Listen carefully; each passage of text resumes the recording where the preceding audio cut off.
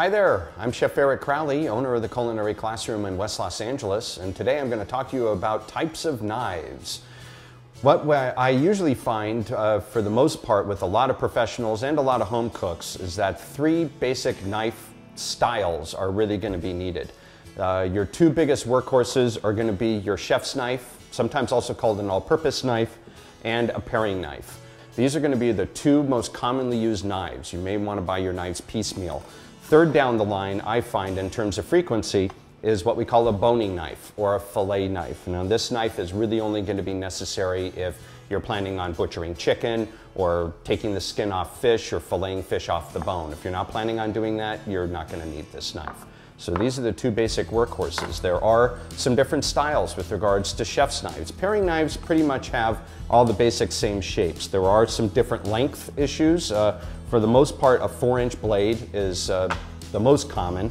With regards to a chef's knife, 8-inch blade tends to be the most general purpose length. You can find a 10-inch chef's knife, which I rarely use. You could find a 6-inch or a 5-inch chef's knife, which I personally find is just way too short to use.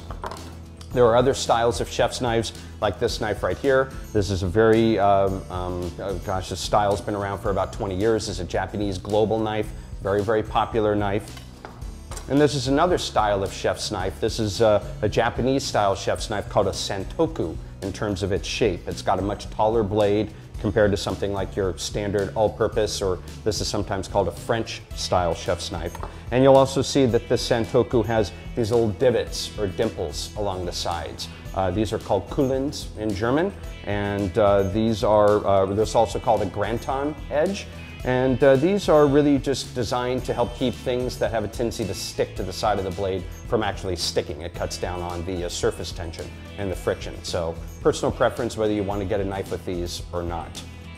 So in addition to a Granton edge chef's knife, you'll also find other styles of knives that are going to have really more of a singular purpose. The bread knife or serrated knife is of course commonly used to slice up bread and not much else.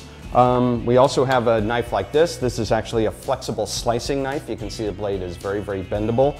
This is really ideal for slicing warm roast beef or smoked salmon, and that's pretty much it with that one. This unusually curved style paring knife, sometimes it's called a bird's beak paring knife, but this is also known as a tourné knife, used for making a very eccentric cut called a tourné.